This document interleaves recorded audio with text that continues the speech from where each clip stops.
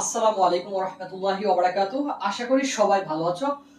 সবাইকে অনেক অনেক ভালো লাগা এবং ভালোবাসার মাধ্যমে শুরু করতে যাচ্ছি আজকের আমাদের class right from apart. Football is a favourite game in our country. Football কেমন গেম? আমাদের দেশের একটা প্রিয় বা জনপ্রিয় গেম। দেখো ইট ইট ড্যাশ অ্যারেঞ্জ, ড্যাশের মধ্যে যে শব্দটা আছে কি আছে একটু সবাই একটু খেয়াল করো। আমরা একটু আস্তে ধীরে পড়বো যাতে করে তোমরা বুঝো ভালোভাবে। একটু খেয়াল করো। ইট ড্যাশ অ্যারেঞ্জ, ড্যাশের মধ্যে যে শব্দটা আছে অ্যারেঞ্জ বিটুইন টু টিমস। আচ্ছা দেখো, বিটুইন কখন হয়? এই প্রেপোজিশনটা আমরা তখনই ব্যবহার করব যখন দুটা বোঝাবে। আর দুইয়ের অধিক হলে আমরা কি ব্যবহার করব? দেখো এই প্রেপোজিশনের একটা গুরুত্বপূর্ণ ব্যবহার, যদি দুইয়ের অধিক হয় তখন তোমরা ব্যবহার করবা কি অ্যামং, এমওএনজি, অ্যামং, দুইয়ের অধিক হলে। আর যদি দুজনকে বোঝায় বা দুটা বিষয় বোঝায় বা দুইটা দল, দুইটা গ্রুপ, দুইটা মানুষ বোঝায়, তাহলে তোমাদেরকে অবশ্যই কি ব্যবহার করতে হবে? প্রেপোজিশন হিসেবে বিটুইন। এই কারণে প্রত্যেকটা লাইন যখন পড়বা তখন খুব ভালোভাবে খেয়াল করে করে পড়বা, যাতে করে রাইট ফর্ম অফ ভার্বের প্রত্যেকটা বিষয় তোমরা ধরতে পারো, পাশাপাশি অন্য অন্য যে গ্রামাটিক্যাল রুলসগুলো রয়েছে সেগুলো তোমরা ভালোভাবে বুঝতে পারো। তাহলে আমরা গুরুত্বপূর্ণ একটা নিয়ম শিখলাম কি, যদি দুইটা ব্যক্তি, দুইটা বস্তু, দুইটা স্থানের মধ্যে বোঝায় তাহলে হবে কি বিটুইন। যদি দুইয়ের অধিক হয় তাহলে প্রেপোজিশন হিসেবে আমরা কি ব্যবহার করব? অ্যামং। এই বিষয়টা খুবই গুরুত্বপূর্ণ। দেখো হ্যাঁ, সবাই একটু করো। দেখো আমি একটু মুছে দিলাম। হ্যাঁ, এটা একটু খেয়াল করো। ইট অ্যারেঞ্জ বিটুইন টু টিমস। আচ্ছা এখানে আমাদের অ্যান্সারটা কি হবে? সবাই একটু খেয়াল করো, খুবই গুরুত্বপূর্ণ বিষয়। এটা কি হবে অ্যান্সারটা? ইট অ্যারেঞ্জ। তোমরা অনেকেই অ্যান্সার করছো কি অ্যারেঞ্জড। আসলে ভাইয়া এটা অ্যারেঞ্জড হবে না। কেন হবে না? দেখো ইট হচ্ছে সাবজেক্ট। সাবজেক্ট যদি নিজে কাজ করতে পারে তখন আমরা একটা ফাইনাইট ভার্ব বা অ্যাক্টিভ ভয়েসে লিখতে পারি, কিন্তু সাবজেক্ট যদি নিজে কাজ না করতে পারে তাহলে কিন্তু আমরা অ্যাক্টিভ ভয়েস আর লিখতে পারি না। তখন আমাদের কি করতে হয়? প্যাসিভ স্টাইলে লিখতে হয় বা প্যাসিভ ভয়েস ব্যবহার করতে হয়। যদি বলি যে আমি খেলি তাহলে তার ইংলিশ কি হবে? I play. আর যদি বলি ফুটবলকে খেলা হয় তখন কি হবে? Football is played. ফুটবলকে খেলা হয়, কারণ ফুটবল কিন্তু নিজে খেলতে পারে না। কি করা হয়? ফুটবলকে খেলা হয়। ক্রিকেট কিন্তু নিজে খেলতে পারে না, ক্রিকেটকে খেলা হয়। সেই কারণে কি হবে? ক্রিকেট ইজ প্লেড, ক্রিকেটকে খেলা হয়। এই বিষয়টা একটু মাথায় রাখবা। যখন আমি খেলি বা আমরা খেলি তখন কি হবে? উই প্লে, আমরা খেলি, আই প্লে, আমি খেলি। যখন বলা হবে কোনো একটা বস্তু থাকবে বা যেটা নিজে নিজে কাজ করতে পারে না তখন তোমাদের কি করতে হবে? প্যাসিভ সেন্সে লিখতে হবে। যদি এখানে ফুটবল থাকতো কিংবা ক্রিকেট থাকতো বা অন্য যে কোনো একটা বস্তু যে নিজে নিজে কাজ করতে পারে না তখন কি লিখতা? প্যাসিভ স্টাইলে লিখতে হইতো। দেখো এটা খেয়াল করো একটু। ইট, এটা কি বস্তু আকারে আছে ইট। দেখো সাবজেক্টটা কিন্তু নিজে কাজ করতে পারে না, সেই কারণে কি লিখতে হবে? দেখো ইট ইজ অ্যারেঞ্জড। এটা কি করতে হবে? It is arranged. এই যে ইডি যুক্ত করে দিবা আর এখানে একটা কি দিবা? অক্সিলারি ভার্ব ইজ ব্যবহার করবা। কেন করবা? কারণ হচ্ছে ইট কিন্তু নিজে করতে পারে না। যদি এখানে আই থাকতো তাহলে তুমি লিখতে পারতো কি আই অ্যারেঞ্জ, অর্থাৎ কি আমি আয়োজন করি বা আমি উপস্থাপনা করি বা আমি সামথিং কিছু একটা করি। কিন্তু যেহেতু এটাকে করা হয় তাহলে কি হবে? ইট ইজ অ্যারেঞ্জড, এটাকে অনুষ্ঠিত করা হয়। আশা করি সবাই বুঝতে পারছো কেন এখানে ইজ অ্যারেঞ্জড লিখলাম। হ্যাঁ, অনেকে অ্যান্সার করছো কি ইজ অ্যারেঞ্জড। ভেরি গুড, যারা ইজ অ্যারেঞ্জড লিখছো তাদের অ্যান্সারটা অ্যাবসলিউটলি রাইট আনসার। তারপরে খেয়াল করো, ইট ইজ অ্যারেঞ্জড, এটাকে অনুষ্ঠিত করা হয় বিটুইন টু টিমস, দুইটা দলের মধ্যে। Contain 11 players each. দেখো প্রত্যেকটা দলের মধ্যে 11 জন খেলোয়াড় নিয়ে এই খেলাটা অনুষ্ঠিত করা হয়। আচ্ছা এখানে অ্যান্সারটা আমাদের কন্টেন্টে কি করতে হবে? সবাই একটু অ্যান্সার করতো, আমি তোমাদেরটা দেখি। দেখো এটা অ্যান্সারটা কি হবে? এটা অ্যান্সারটা হবে হচ্ছে কন্টেইনিং। আচ্ছা এখানে কেন কন্টেইনিং হলো? অনেকে বলবো যে এখানে তো তার পূর্বে এম ইজ আর নাই, যে কন্টিনিউয়াস টেন্সে লিখবো কন্টেইনিং। আসলে এখানে কন্টিনিউয়াস টেন্সের কোনো ফ্যাক্টর না। দেখো এই সেন্টেন্সটা আছে কি ধরনের সেন্টেন্স? এটা একটা সিম্পল সেন্টেন্স। কি ধরনের সেন্টেন্স সবাই একটু খেয়াল করো। ইট ইজ অ্যারেঞ্জড, এটাকে অনুষ্ঠিত করা হয় বা এটাকে সংগঠিত করা হয় বিটুইন, মধ্যে, টু টিমস, দুইটা দলের মধ্যে, কন্টেইনিং 11 প্লেয়ার্স ইচ। দেখো প্রত্যেকটা দলে 11 জন খেলোয়াড়ের মধ্যে এই খেলাটা কি করা হয়? সংগঠিত বা অনুষ্ঠিত করা হয়। আচ্ছা এখানে কেন কন্টেইনের সাথে আইএনজি দিলাম? কন্টেইনিং কেন লিখলাম? এই প্রশ্নটা অনেকের মাথার মধ্যে জাগতে পারে, অনেকের মাথার মধ্যে ঘুরতে পারে। অনেকে আবার প্রশ্ন করবা তার পূর্বে তো এম ইজ আর নাই, কেন এখানে আইএনজি যুক্ত করলাম? এটা আসলে ভাইয়া নন ফাইনাইট ভার্ব। এটা কি ধরনের ভার্ব? Non finite. একটা হচ্ছে ফাইনাইট আর একটা হচ্ছে নন ফাইনাইট। আচ্ছা অনেকের এখন হয়তো একটু সমস্যা হতে পারে যে আসলে ফাইনাইট ভার্ব কি, নন ফাইনাইট ভার্ব কি। আমি তোমাদেরকে একটু শর্ট করে দেখাই দিই যে ফাইনাইট ভার্ব কি আর নন ফাইনাইট ভার্ব কি। সবাই একটু খেয়াল করো, আমি তোমাদেরকে একটু দেখাই যে ফাইনাইট কি, নন ফাইনাইট কি। দেখো এটা একটু গুরুত্বপূর্ণ বিষয়, তোমাদের এই বিষয়টা না বোঝালে তোমরা পরবর্তীতে অনেকগুলো বিষয় ধরতে পারবে না। দেখো ভার্ব, বিইআরবি, ভার্ব, যার বাংলা অর্থ কি? ক্রিয়া। ভার্বের বাংলা অর্থটা কি? ভার্বের বাংলা অর্থ হচ্ছে ক্রিয়া বা কাজ। আচ্ছা ভার্বকে প্রধানত কয় ভাগে ভাগ করা যায়? ভার্বকে প্রধানত দুই ভাগে ভাগ করা যায়। কি কি? ফাইনাইট, দেখো FINIT ফাইনাইট, আর একটা কি নন ফাইনাইট। দেখো নন ফাইনাইট। খুব ভার্বকে প্রধানত দুই ভাগে ভাগ করা যায়। ভার্বের বাংলা অর্থ কি ক্রিয়া বা কাজ। দেখো ভার্বের যে প্রথম যে ফর্মটা সেটা হচ্ছে কি ফাইনাইট, যার বাংলা অর্থ কি সমাপিকা। দেখো তোমাদের এই বিষয়টা কিন্তু অ্যাডমিশন প্লাস হচ্ছে তোমাদের এসএসসি দুই ক্ষেত্রেই কাজে লাগবে, এই কারণে একটু মনোযোগ দিয়ে বুঝো। দেখো ফাইনাইট দ্যাট মিনস কি সমাপিকা, আর নন ফাইনাইট দেখো FINIT নন ফাইনাইট ভার্ব, যার বাংলা অর্থ কি অসমাপিকা। আচ্ছা এখন দেখো বাংলা অর্থটা যদি তুমি ভালো করে বুঝো তাহলে কিন্তু তোমাকে ইংলিশ পারতে তেমন অসুবিধা হবে না। দেখো সবাই একটু খেয়াল করো, ফাইনাইট দ্যাট মিনস হচ্ছে কি সমাপিকা, নন ফাইনাইট দ্যাট মিনস হচ্ছে কি অসমাপিকা। আচ্ছা আমাদের ইউটিউবে ক্লাসগুলো আছে, তোমরা চাইলে দেখতে পারো। মাস্টার ক্লাস এডু যে ইউটিউব চ্যানেলটা আছে ইউটিউবে, তোমরা চাইলে ওইটা সাবস্ক্রাইব করে ওইটার মধ্যে আমাদের ক্লাসগুলো দেখতে পারো। ওইখানে অনেকগুলো ক্লাস ছাড়া হয়, পাশাপাশি আমাদের পেজেও ক্লাসগুলো দেখতে পারো। আচ্ছা দেখো ফাইনাইট দ্যাট মিনস কি সমাপিকা, আর নন ফাইনাইট দ্যাট মিনস কি অসমাপিকা। আচ্ছা এটা কি হবে অসমাপিকা, সবাই একটু খেয়াল করো অসমাপিকা। দেখো এখন সমাপিকা এবং অসমাপিকা বিষয়টা কি এটা একটু আমি তোমাদেরকে বাংলাতে বলি যাতে করে তোমরা ভালোভাবে বুঝতে পারো। দেখো সমাপিকা বলতে কি বোঝায়, যেমন আমি ভাত খাই, এটা কি সমাপিকা ক্রিয়া, কারণ এই অংশটুকু শোনার পর আর তোমাকে কোনো ধরনের কোনো অংশ শোনার ইচ্ছে জাগবে না বা থাকবে না, সেই কারণে এটা কি সমাপিকা ক্রিয়া। আই ইট রাইস, আমি ভাত খাই। কিন্তু যদি আমি বলি যে ভাত খেয়ে, তখন কিন্তু তোমার মনের ভিতরে একটা প্রশ্ন থাকবে যে ভাত খেয়ে সে কি করবে, আমাদেরকে পড়াবে নাকি নিজেই পড়বে নাকি খেলাধুলা করবে নাকি গান গাইবে নাকি ঘুরতে যাবে নাকি ঘুমাবে। এই যে প্রশ্নগুলো তোমাদের মাথার মধ্যে থেকে যাবে তার নামে কি অসমাপিকা। সবাই একটু খেয়াল করো, তার নাম কি অসমাপিকা। আর যেটা দ্বারা তোমার আর মনের ভিতরে কোনো ধরনের প্রশ্ন থাকবে না তার নাম কি সমাপিকা, যাকে ইংলিশে বলা হয় কি ফাইনাইট, আর অন্যটাকে কি বলা হয় নন ফাইনাইট, যাকে বলা হয় কি অসমাপিকা। আচ্ছা দেখো এখন অসমাপিকা ক্রিয়া তোমাদের সাধারণত দেখো কয়ভাবে গঠিত হয়। টু প্লাস ভার্বের বেস ফর্ম, দেখো to plus B1 that means তোমাদেরকে বোঝাতে চাচ্ছি টু প্লাস ভার্বের কি বেস ফর্ম, যাকে বলা হয় কি অসমাপিকা ক্রিয়া। বুঝতে পারছো? যদি বলি ভাত খেয়ে, তার ইংলিশ কি হবে ইটিং রাইস। এখন এই অংশটা দেখে কিন্তু তুমি কখনো টেন্স আইডেন্টিফাই করতে পারবে না, এই কারণে এটা কি বলা হয় অসমাপিকা ক্রিয়া। আচ্ছা তারপরে দেখো টু প্লাস ভার্বের বেস ফর্ম, তারপর হচ্ছে ভার্ব প্লাস আইএনজি ফর্ম। দেখো ভার্বের সাথে যদি আইএনজি ফর্ম থাকে তাহলেও কি সেটা হতে পারে কি অসমাপিকা ক্রিয়া। আচ্ছা আরেকটা কি দেখো, আরেকটা কিভাবে হতে পারে, আরেকটা হচ্ছে হ্যাভিং প্লাস B3, এটাও কিন্তু অসমাপিকা ক্রিয়া। আমি একটু পরে উদাহরণ দিব তোমাদের বোঝার সুবিধার্থে। তারপর দেখো শুধুমাত্র B3ও কি হতে পারে অসমাপিকা ক্রিয়া। আচ্ছা এই চারভাবেই সাধারণত অসমাপিকা ক্রিয়া বা নন ফাইনাইট ভার্ব গঠন করা হয়। আচ্ছা কেন এইভাবে গঠন করা হয় তোমরা একটু খেয়াল করো, আমি একটু উদাহরণ দিই। দেখো এটা একটা উদাহরণ দিচ্ছি, যদি আমি এইভাবে বলি যে ভাত খেয়ে আমি তোমাদেরকে পড়াবো, তার ইংলিশ কি হবে দেখো ইটিং রাইস দ্যাট মিনস কি ভাত খেয়ে আই উইল কি টিচ ইউ, টিচ ইউ, ভাত খেয়ে আমি তোমাকে পড়াবো। আচ্ছা এখন এই অংশটা যদি না থাকে, মনে করো এই যে সেন্টেন্সের মধ্যে এই অংশটা নেই, তাহলে ইটিং রাইস যার বাংলা অর্থ কি ভাত খেয়ে, এখন এই অংশটা দেখে কি তুমি কখনো আইডেন্টিফাই করতে পারবে এটা কোন টেন্স, কখনোই পারবে না। ইটিং রাইস ভাত খেয়ে, এখন ভাত খেয়ে মানে কি, তারপরে তোমার মনের ভিতরে একটা প্রশ্ন থাকবে তারপর তিনি কি কাজ করবেন। সেই কারণে যখনই আমি বলবো আই উইল টিচ ইউ, আমি তোমাদেরকে পড়াবো, তখন তোমরা বুঝতে পারবো এটা কি ফিউচার ইনডিফিনিট টেন্স। আচ্ছা ঠিক একইভাবে দেখো এই দুইটা সেন্টেন্স কিন্তু তোমার ফাইনাইট হতে পারে, আবার সরি এই যে এটা আর হচ্ছে এটা, এই দুইটা কিন্তু তোমার ফাইনাইটও হতে পারে নন ফাইনাইটও হতে পারে। দেখো ভার্ব প্লাস আইএনজি আর B3 এটা কিন্তু ফাইনাইট নন ফাইনাইট দুইটাই হতে পারে। আর শুধুমাত্র এই যে দুইটা আছে হ্যাভিং প্লাস B3 এবং টু প্লাস ভার্বের বেস ফর্ম, এই দুটো অলওয়েজ নন ফাইনাইট। এই বিষয়টা একটু খেয়াল করে লিখে রাখো, তোমাদের অ্যাডমিশনও কাজে লাগবে।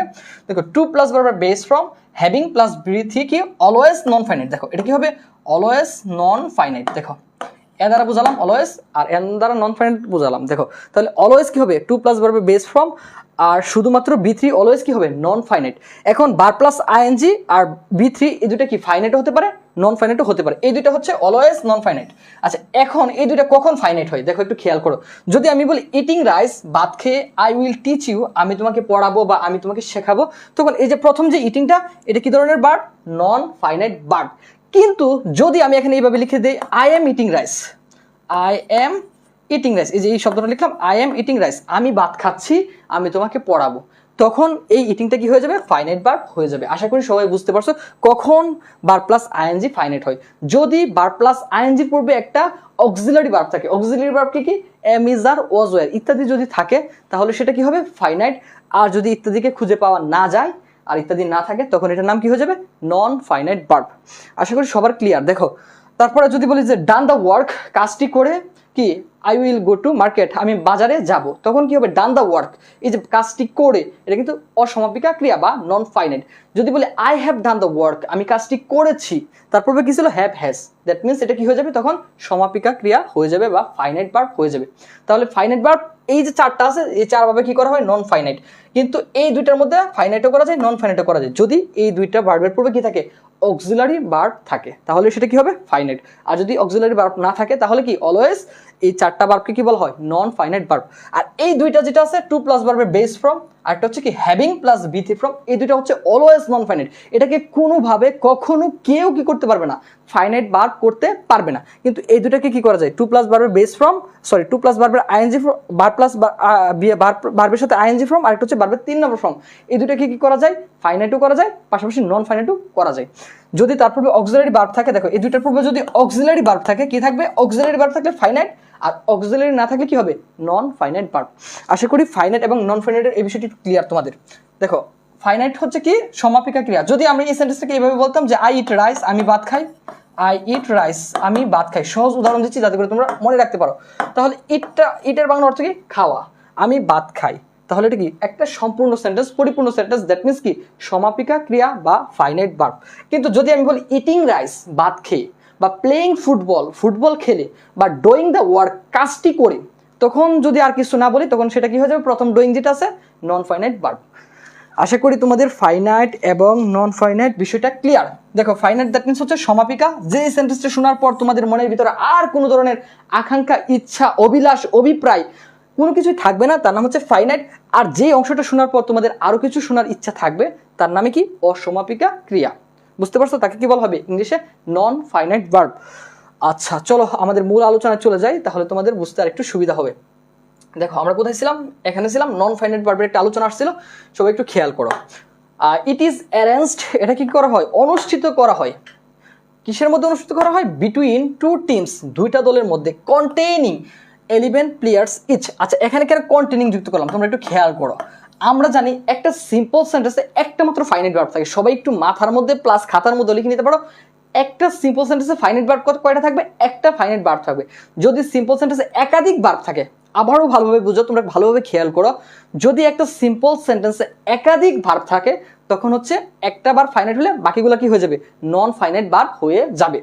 একটা সিম্পল সেন্টেন্সে একটা মাত্র ফাইনাইট ভার্ব থাকে, কিন্তু কমপ্লেক্স বা কম্পাউন্ড সেন্টেন্সে কি থাকতে পারে, একাধিক ফাইনাইট ভার্ব থাকতে পারে। তাহলে এটা দেখো তোমরা একটু খেয়াল করো, এটা কি ধরনের sentence, simple sentence. It is arranged, এটাকে অনুষ্ঠিত করা হয়, এটা আমরা কিন্তু ফাইনাইট ভার্ব অলরেডি পেয়ে গেছি। বিটুইন টু টিমস, দুইটা দলের মধ্যে, কন্টেইনিং দ্যাট মিনস কি, ধারণ করে বা রেখে, কন্টেইনার তো কি, রাখা, ধারণ করা, কয়টা প্লেয়ার ধারণ করে, দেখো তো, কন্টেইনিং 11 প্লেয়ার্স ইচ, প্রত্যেকটা দলে 11 জন খেলোয়াড় নিয়ে এই দুইটা দল কি করা হয়, গঠন করা হয়। আশা করি সবাই বুঝতে পারছো। আচ্ছা তারপরে দেখো the captain's of both teams, দেখো ক্যাপ্টেন্স দ্যাট মিনস কি, দেখো একটা প্লুরাল বোঝাচ্ছে, ক্যাপ্টেন্স মানে কি, অধিনায়কেরা, কয়টা অধিনায়ক, একাধিক অধিনায়ক। তোমাদেরকে আমরা পড়াইছিলাম অ্যাকচুয়াল নাউন, অফ এর পূর্বে যে নাউনটা থাকবে তাকে কি বলা হয়, অ্যাকচুয়াল নাউন বলা হয়।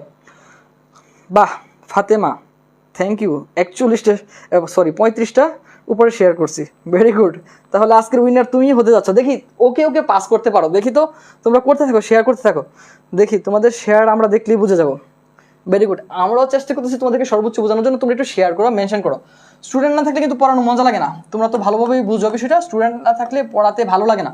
দেখো the captain's of both teams, আচ্ছা এখানে কিন্তু অ্যাকচুয়াল নাউন বা প্রকৃত যে নাউন সেটা কোনটা, ক্যাপ্টেন্স। যেহেতু এখানে ক্যাপ্টেন্স আছে বহু বচন, সেই কারণে আমাদের ভার্বটা কেমন হবে, প্লুরাল ভার্ব হবে। কারণ আমরা জানি নাউন যদি প্লুরাল হয় ভার্বটাও কেমন হবে, প্লুরাল ভার্ব হবে। দেখো the captain's of both teams, উভয় দলের ক্যাপ্টেনরা কি করে, দেখো লিড কি থাকবে, এটা বলো তো, সবাই একটু অ্যান্সার করো। লিড কি হবে, লিডই থাকবে। কেন লিড থাকবে, কারণ দেখো ক্যাপ্টেন্স কোন নাম্বার, প্লুরাল নাম্বার। আমরা জানি সাবজেক্ট যদি থার্ড পারসন প্লুরাল হয় তবে ভার্বের সাথে এস বা ইএস কোনো কিছু যুক্ত করার প্রয়োজন পড়ে না প্রেজেন্ট ইনডিফিনিট টেন্সের ক্ষেত্রে।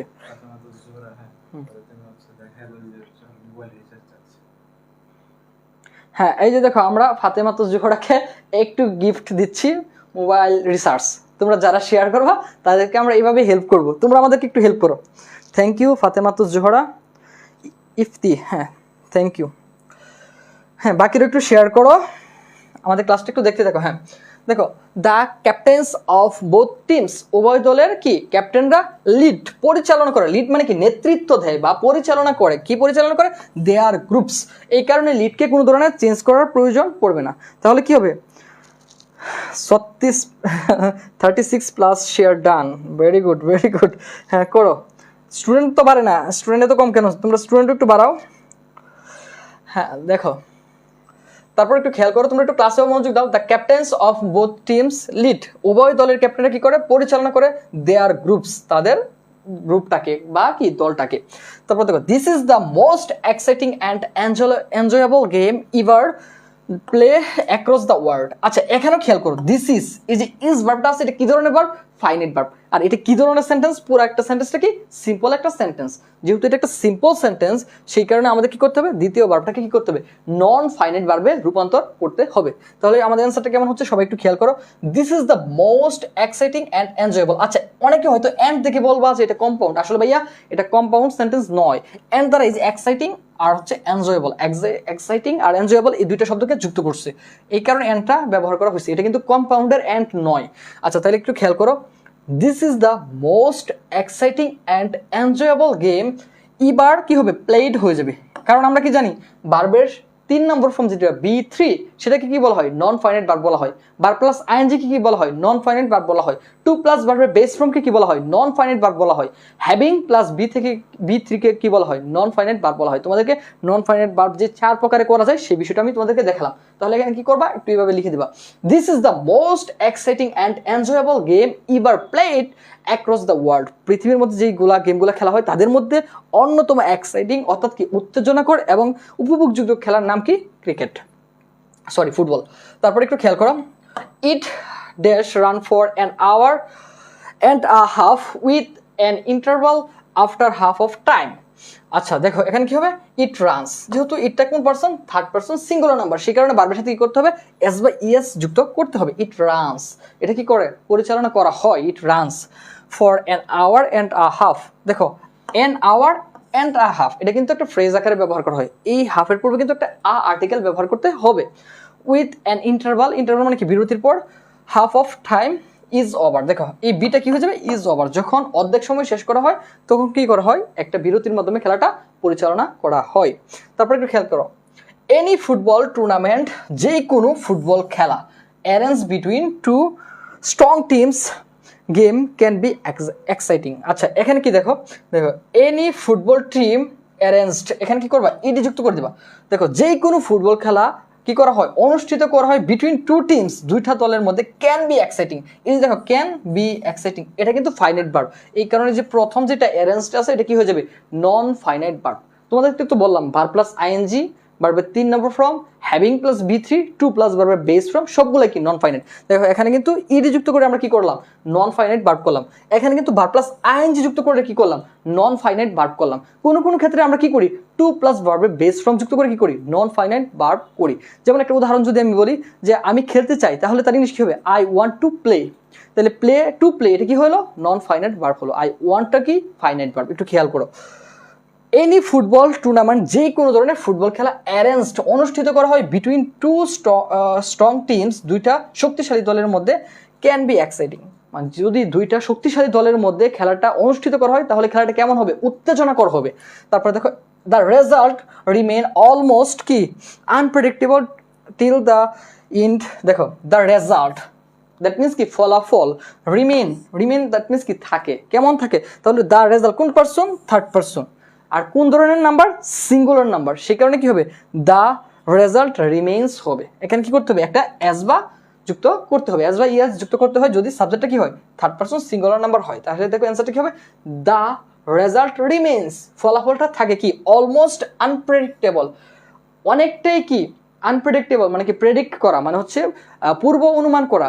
খেলার গেমটার যে ফলাফলটা সেটা কি করা যায় না, পূর্ব অনুমান করা যায় না। সেই কারণে কি বলছে, দ্য রেজাল্ট রিমেন্স, ফলাফলটা থাকে অলমোস্ট, দ্যাট মিনস হচ্ছে কি প্রায়, আনপ্রেডিক্টেবল, প্রায় কি অনুমেয়, অর্থাৎ অনুমান করা যায় না, টিল পর্যন্ত। দেখো টিল মানে কি পর্যন্ত, আর আনটিল যতক্ষণ না পর্যন্ত, টিল পর্যন্ত, the end, because any team might win the other team, যে কোনো দল অন্য একটা দলের বিরুদ্ধে কি করতে পারে, জয়লাভ করতে পারে। স্কোর, দেখো any other team score a goal with in seconds, তাহলে দেখো যে কোনো একটা দল অন্য একটা দলের বিরুদ্ধে কি করতে পারে, জয়লাভ করতে পারে কি খুব স্বল্প সময়ের মধ্যে একটা গোল করার মাধ্যমে বা একটা স্কোর করার মাধ্যমে। আচ্ছা তোমরা এটা অ্যান্সার কি হবে সবাই একটু বলো তো, তোমরা একটু মনোযোগ দাও, ক্লাসে একটু মনোযোগ দাও সবাই।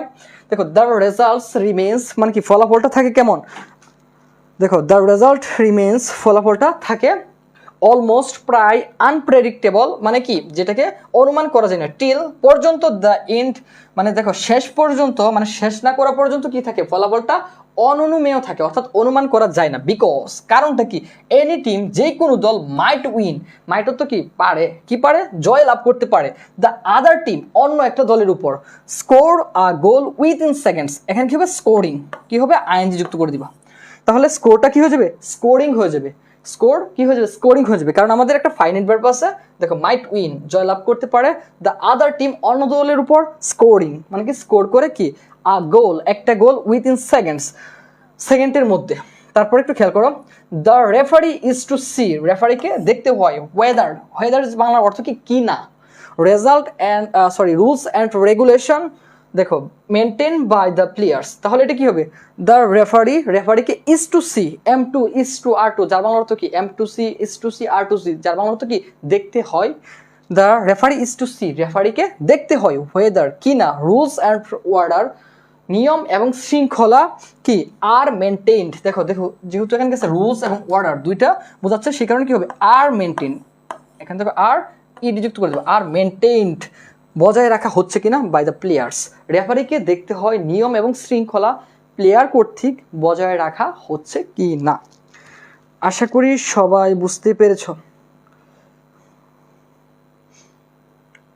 আচ্ছা তাহলে আমাদের নেক্সট স্লাইডে চলে যাই, তোমরা আশা করি এই বিষয়টা বুঝতে পেরেছো। দেখো আমাদের দ্বিতীয় স্লাইড, তোমাদের স্টুডেন্ট সংখ্যা এত কম কেন, 32,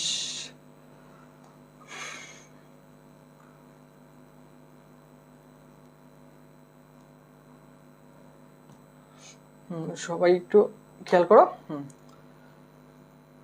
আচ্ছা দেখো দ্বিতীয় একটা কোয়েশ্চেন আমরা পড়বো, রাইট ফর্ম ভার্ব, খুবই গুরুত্বপূর্ণ একটা টপিক। দেখো সবাই একটু খেয়াল করো, parents dash blessings of God to আস, দেখো প্যারেন্টস, প্যারেন্টস এখানে কি আছে বি, তাহলে আমরা জানি কি বি ভার্ব হিসেবে কি ব্যবহার করি, am is are was were ব্যবহার করি। আচ্ছা এখানে দেখো একটা বিষয় খুবই মজার এবং গুরুত্বপূর্ণ, এখানে কি আছে প্যারেন্টস, প্যারেন্টের সাথে একটা এস যুক্ত আছে, যার দ্বারা কি বোঝাচ্ছে বাবা এবং মা উভয়কে বোঝাচ্ছে, কিন্তু শুধু যদি প্যারেন্ট লিখে থাকতো তাহলে কি হয়তো বাবা নয়তো মাকে বোঝাতো, শুধু মাদার অথবা ফাদার দ্বারাও কিন্তু মা অথবা বাবাকে বোঝাতো, যেহেতু এখানে একটা এস যুক্ত আছে প্যারেন্টস, দ্যাট মিনস কি বাবা এবং মা উভয়কেই বোঝাচ্ছে, অর্থাৎ নাউনটা কেমন বা সাবজেক্টটা কেমন, সাবজেক্ট হচ্ছে plural.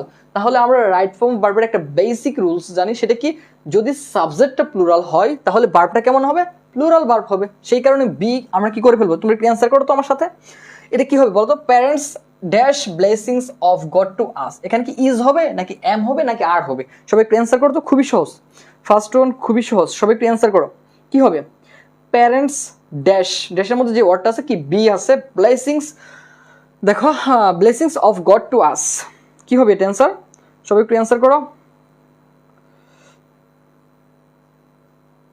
Very good Hafsa, are very good very good, এখানে কি হবে বিটা হয়ে যাবে কি আর হয়ে যাবে, হ্যাঁ বাকিরা অ্যান্সার করো, তোমাদের অ্যান্সারগুলো পড়বো দেখি। Parents are blessings of God to us, পিতা মাতা কি আমাদের জন্য কেমন আশীর্বাদ স্বরূপ, দেখো হোয়েন যখন আ চাইল্ড একজন শিশু, বিয়ার, এই বিয়ারটাকে কি করতে হবে প্যাসিভ সেন্সে করতে হবে, কারণ শিশু নিজে জন্মগ্রহণ করে না, তাকে জন্ম দেওয়া হয়, সেই কারণে কি হবে প্যাসিভ ভয়েস করতে হবে। দেখো when a child is born, কি হবে ইজ বর্ন, দেখো যখন একজন শিশু জন্মগ্রহণ করে। আচ্ছা অনেকে ইজ লিখতেছো কেন, এখানে আর হবে ভাইয়া, হ্যাঁ আর হবে, হ্যাঁ আচ্ছা, ইজ বর্ন হবে, ঠিক আছে। সেকেন্ড হবে is born, when a child, যখন একজন শিশু ইজ বর্ন। আচ্ছা এখানে একটা মজার বিষয় তোমাদেরকে বলে দিই, যদি এখানে এইভাবে থাকতো হোয়েন, এই আ চাইল্ড না লিখে থাকে এভাবে যদি থাকতো CHILDREN, দেখো এই বিষয়টা একটু খেয়াল করো। চিলড্রেন যদি থাকতো হোয়েন চিলড্রেন, তখন কিন্তু ইজ বর্ন আর হতো না, হতো কি আর বর্ন। কেন আর বর্ন হতো সবাই একটু খেয়াল করো, যদি চিলড্রেনের সাথে REN যুক্ত করা হয়, সরি চাইল্ডের সাথে REN যুক্ত করে চিলড্রেন করা হয়, তখন সেই নাউনটা কেমন হয়ে যাবে, প্লুরাল হয়ে যাবে, একটু মাথায় রাখবা। চাইল্ড সিঙ্গুলার, চাইল্ডের প্লুরাল কি চিলড্রেন, চাইল্ড হচ্ছে সিঙ্গুলার, তার প্লুরাল কি চিলড্রেন। সবসময় কিন্তু এস বা ইএস যুক্ত করে প্লুরাল করে না, মাঝে মধ্যে কি করে সেন্টেন্সের শেষে EN I UM বা এ ইত্যাদি যুক্ত করে কিন্তু প্লুরাল করে। যেমন দেখো একটা ম্যান, MAN, এখানে মাঝখানে শুধু ই করে দিলেই এটা প্লুরাল হয়ে গেল। এখানে MANS হবে না, মেন্স হবে না, এখানে কি হবে MEN, জাস্ট এটা চেঞ্জ করে কি করতে হবে, ই করতে হবে, তাহলে সেটা প্লুরাল হবে। চাইল্ড শিশু, যদি তুমি এটাকে প্লুরাল করতে চাও তখন কি হবে চিলড্রেন, CHILDREN, দেখো REN যুক্ত করে কি করতে হবে, প্লুরাল করতে হবে। যদি এখানে এইভাবে থাকতো হোয়েন চিলড্রেন, তখন কিন্তু তোমার ইজ বর্ন অ্যান্সারটা আর হতো না, তখন তোমাকে করতে হতো আর বর্ন, যেহেতু কি আছে চিলড্রেন দ্বারা প্লুরাল কাউকে বোঝাচ্ছে বা প্লুরাল শিশুদেরকে বোঝাচ্ছে, অর্থাৎ সেই কারণে তোমাদের কি লিখতে হতো চিলড্রেন আর বর্ন। যেহেতু এখানে চিলড্রেন শব্দটা নেই, শুধুমাত্র আছে কি হোয়েন আ চাইল্ড, তখন অ্যান্সারটা কি হবে ইজ বর্ন, যখন একজন শিশু জন্মগ্রহণ করে। আচ্ছা তারপরটা দেখো, দেয়ার জয়স নো বাউন্ডস, এটা অ্যান্সার কি হবে বলো তো, দেয়ার জয়স, তাদের আনন্দগুলোর কি থাকে না, দেখো নো বাউন্ড, এটা নোটার নোই থাকবে, এটাকে কোনো ধরনের চেঞ্জ করার প্রয়োজন নয়, কারণ দেখো এখানে জয়স তাদের আনন্দগুলোকে বোঝাচ্ছে, সেই কারণে এখানে এস বা ইএস যুক্ত করার প্রয়োজন নেই। তাহলে আমাদের অ্যান্সারটা কি দাঁড়াচ্ছে, দেয়ার জয়স, তাদের আনন্দের নো বাউন্ড, তাদের আনন্দের কোনো শেষ থাকে না বা সীমা থাকে না। দেখো দে স্টার্ট, তারা কি করে শুরু করে, কি শুরু করে দেখো থিঙ্ক। আচ্ছা এখানে দেখো দে স্টার্ট কি থাকবে, স্টার্টই থাকবে, কারণ কি স্টার্ট কোন ধরনের ভার্ব, ফাইনাইট ভার্ব। আর এই যে থিঙ্কটা আছে দে স্টার্ট থিঙ্ক, এটা একটু চেঞ্জ করতে হবে। এখন থিঙ্কটা কি ধরনের চেঞ্জ হবে সবাই একটু বলো তো। হ্যাঁ নো, ঠিক আছে, স্টার্ট হবে, হ্যাঁ স্টার্টকে কোনো ধরনের চেঞ্জ করার প্রয়োজন নেই। এখন বলো তো তোমরা থিঙ্ককে কি ধরনের চেঞ্জ করবো আমরা, থিঙ্ক THIN কে থিঙ্ক কি হবে, তাশকিয়া লিখছো থিঙ্কিং, হ্যাঁ বাকিরা বলো তো কি হবে, এটা কি হবে সবাই একটু বলো। স্টার্টই থাকবে, হ্যাঁ স্টার্টই থাকবে। থিঙ্ক কি ধরনের চেঞ্জ হবে নাকি থিঙ্কই থাকবে সবাই একটু বলো। তোমাদের অ্যান্সারটা দেখি একজন মাত্র অ্যান্সার করছো থিঙ্কিং হবে। আচ্ছা ভেরি গুড। আচ্ছা যারা নতুন, আমার আগে কোনো ক্লাস দেখো নাই বা করো নাই, তাদের জন্য আমি একটু সহজ করে একটা বিষয় দেখাই দিই, সবাই একটু খেয়াল করো। একটা শর্ট টেকনিক দেখাই দিই, যার মাধ্যমে তোমরা বুঝতে পারবা কোন ভার্ব থাকলে আরেকটা ভার্ব আসলে আমরা আইন যুক্ত করি। একটু শর্ট টেকনিকটা একটু সবাই খাতার মধ্যে লিখে নাও অথবা স্ক্রিনশট দিতে পারো। দেখো এনজয়, প্র্যাকটিস,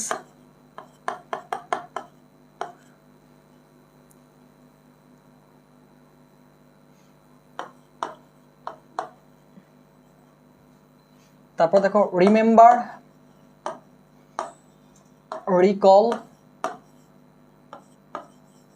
তারপর হচ্ছে রিস্ক, স্টপ, অ্যাভয়েড, ফিনিশ,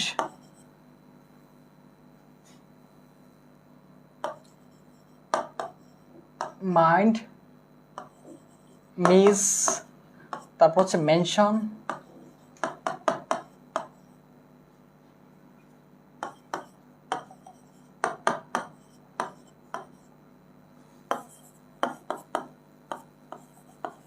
আচ্ছা সবাই একটু খেয়াল করো, এই যে বোর্ডের মধ্যে যে ভার্বগুলো লিখলাম, এই ভার্বগুলো যদি কোনো একটা সেন্টেন্সের মধ্যে থাকে তাহলে তার পরবর্তীতে কি হবে, আইএনজি হবে।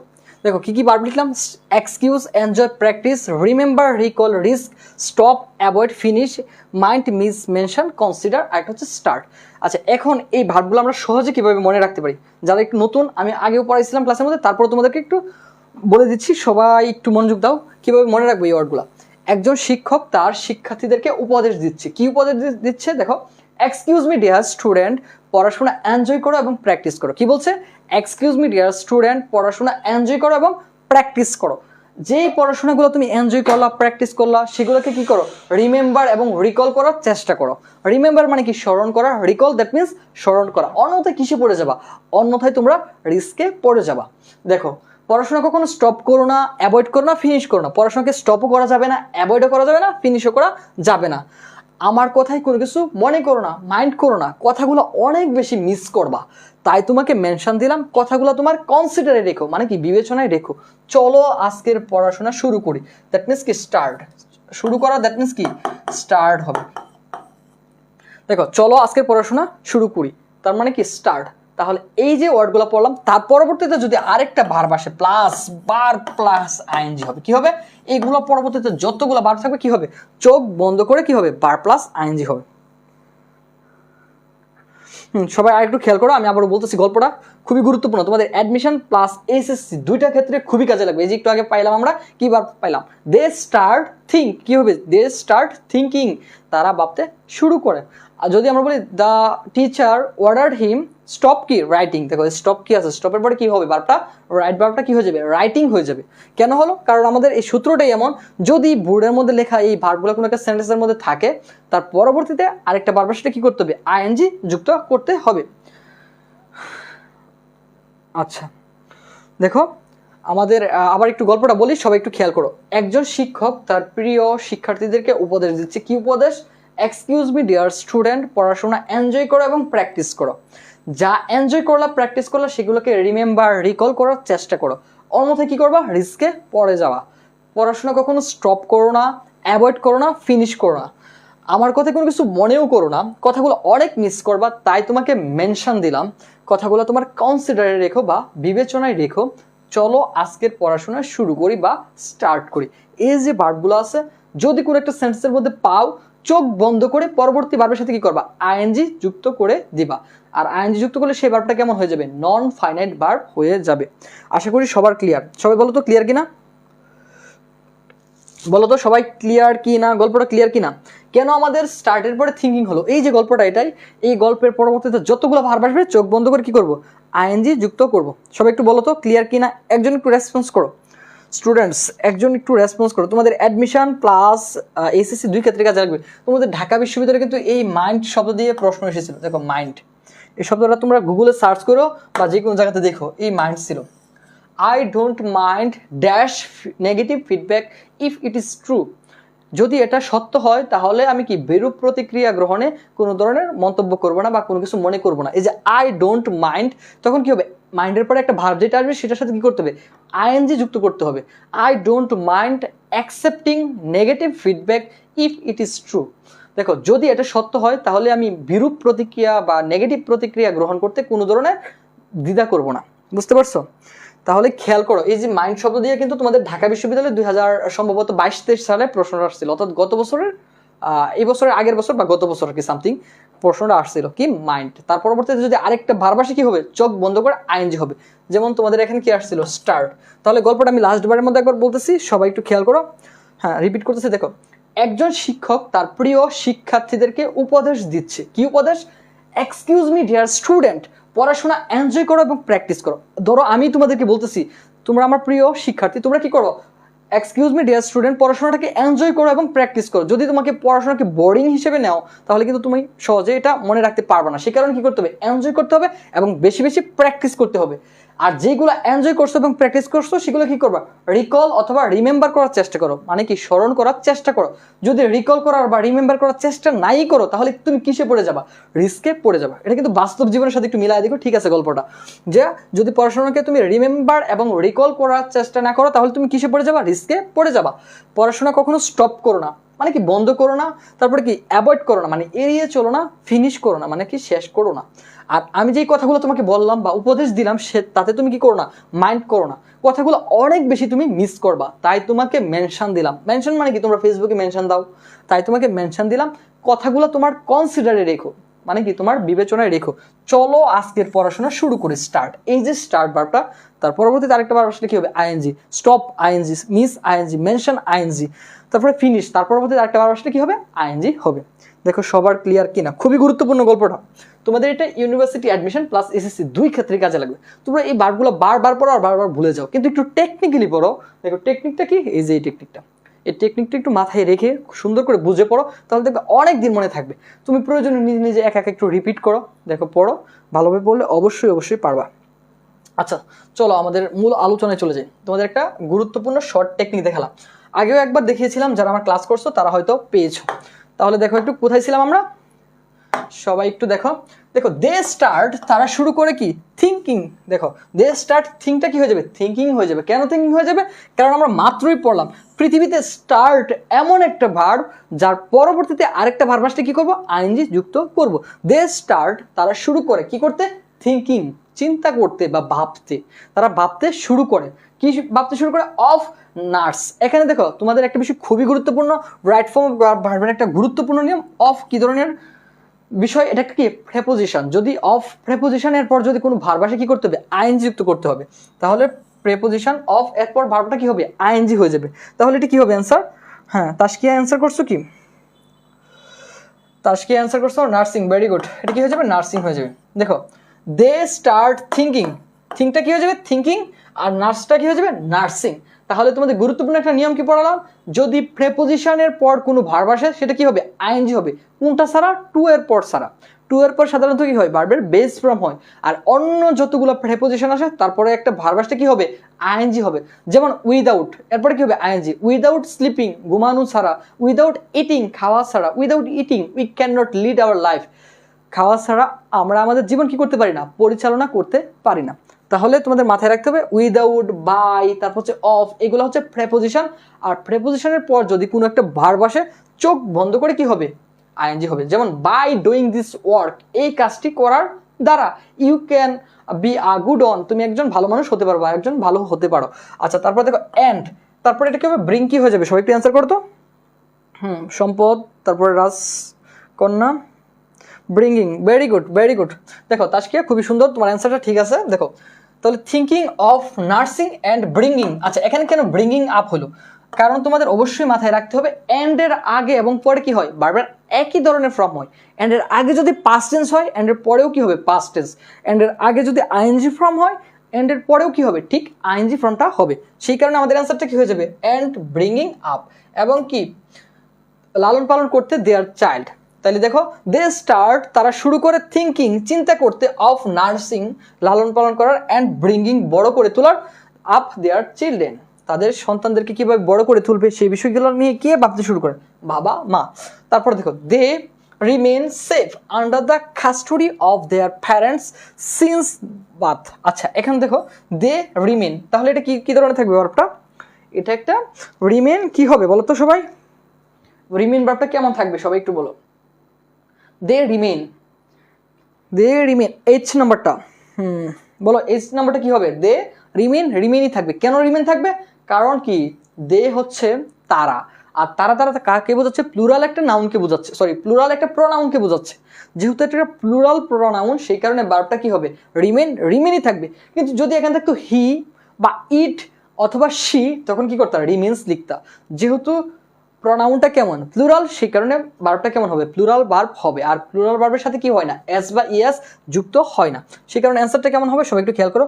দে রিমেন, তারা থাকে, কেমন থাকে, সেফ।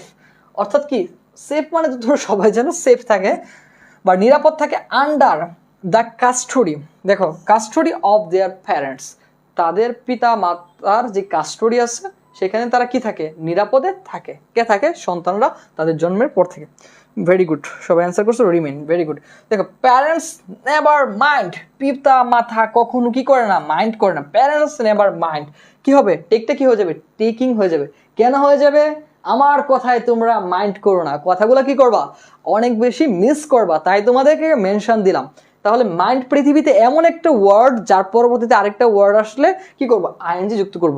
সেই কারণে আমাদের অ্যান্সারটা কি হয়ে যাবে, টেকিং।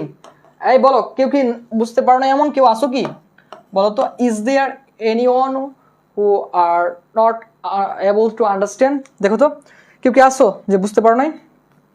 তাহলে এটা অ্যান্সারটা কি হবে, দে নেভার মাইন্ড, তারা কখনো কি করে না, মাইন্ড করে না। এই যে মাইন্ড একটা ওয়ার্ড আছে, তার পরবর্তীতে আরেকটা ভার্ব আসলে কি হবে, আইএনজি হবে। Very good Shakil. আচ্ছা আমি দেখি কে কে অ্যান্সার করছো। টেকিং অ্যান্সারটা সবার পারার কথা। দেখো তাসকিয়া লেখছো টেকিং, তারপরে সুলতানা ইসলাম টেকিং, আচ্ছা তারপরে রিমঝিম বৃষ্টি টেকিং, রাজকন্যা টেকিং, প্রেমা, অদ্রিতিকার টেকিং, তারপরে শাকিল টেকিং, সম্পদ taking. Very good very good. হ্যাঁ তারপরে দেখো bringing of their offspring, offspring that means কি সন্তান সন্ততি, তারা তাদের সন্তান সন্ততিদেরকে লালন পালন করতে তারা কখন কি করে না, মাইন্ড করে না বা অভিমান করে না। তারপর দেখো we never offend our parents, আচ্ছা দেখো অফেন্ড মানে কি অবাধ্য হওয়া বা কথাবার্তা না শোনা, সেই কারণে এটা অ্যান্সার কি হবে, সবাই একটু অ্যান্সার করো তো, লাস্ট ওয়ান দেখি কে কে পারো, সবাই একটু অ্যান্সার করো last one, what will be the answer of last one, সর্বশেষটার অ্যান্সারটা কি হবে, সবাই একটু অ্যান্সার করো। সম্পদ, হ্যাঁ সবাই একটু অ্যান্সার করো, এটা কি হবে, should not offend. Very good, should not offend, very good very good very good. হ্যাঁ আচ্ছা এটা কি হবে, দেখো we should not, we should never offend, আচ্ছা এখানে নেভার নেভার আসছে, তোমরা এখানে নোট দেওয়ার দরকার নেই, কি হবে এটা, দেখো উই শুড নেভার অফেন্ড, এই যে তাসকিয়া দেখো উই আর নেভার অফেন্ড হবে না, এখানে হবে শুড, দেখো এখানে শুড হবে, উই আর হবে না, দেখো কেন শুড হবে, বাংলা অর্থটা একটু খেয়াল করো, উই শুড নেভার আমাদের উচিত কখনো না, অফেন্ড অমান্য করা আওয়ার প্যারেন্টস আমাদের পিতা মাতার কথা না শোনা বা পিতা মাতাকে অমান্য করা আমাদের কখনো উচিত নয়, সেই কারণে কি হবে অ্যান্সারটা, উই শুড নেভার অফেন্ড কখনো অমান্য করা আওয়ার প্যারেন্টস আমাদের পিতা মাতাদেরকে কখনো অমান্য করা আমাদের উচিত নয়, সেই কারণে কি হবে উই শুড নেভার অফেন্ড, বুঝতে পারছো। আচ্ছা এখানে উই শুড নেভার ছাড়া আর কি হতে পারে অ্যান্সারটা বলো তো, বলতো উই শুড নেভার ছাড়া আর কি অ্যান্সার হতে পারে, দেখি কি অ্যান্সার করতে পারো কিনা, শুড একটা অ্যান্সার হয় কিন্তু তাছাড়াও আর কি অ্যান্সার হতে পারে, সবাই একটু অ্যান্সার করো তো।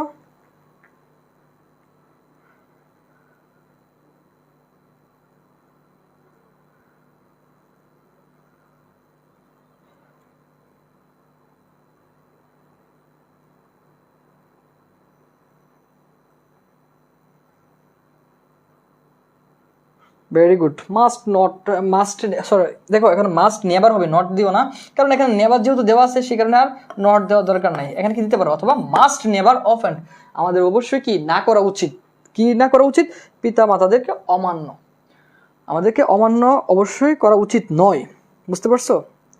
উই ক্যান নেভার অফেন্ড, আচ্ছা ক্যান থেকে সুন্দর হচ্ছে মাস্ট অথবা শুড, তবে শুডটা সবচেয়ে সুন্দর হয়, উই শুড, শুধু অফেন্ড হবে না, শুধু অফেন্ড হবে না, দেখো শুধু অফেন্ড মানে কি, উই অফেন্ড আওয়ার প্যারেন্টস আমরা আমাদের পিতা মাতার কি করি, অবাধ্য হই বা কথা শুনি না এমন বোঝায়, আমাদের শোনা মানে না শোনা উচিত নয়, তাহলে কি হবে উই শুড নেভার অফেন্ড আমাদের কখনো কি পিতা মাতার বিরুদ্ধে যাওয়া বা তাদের কথাবার্তা না শোনা উচিত নয়।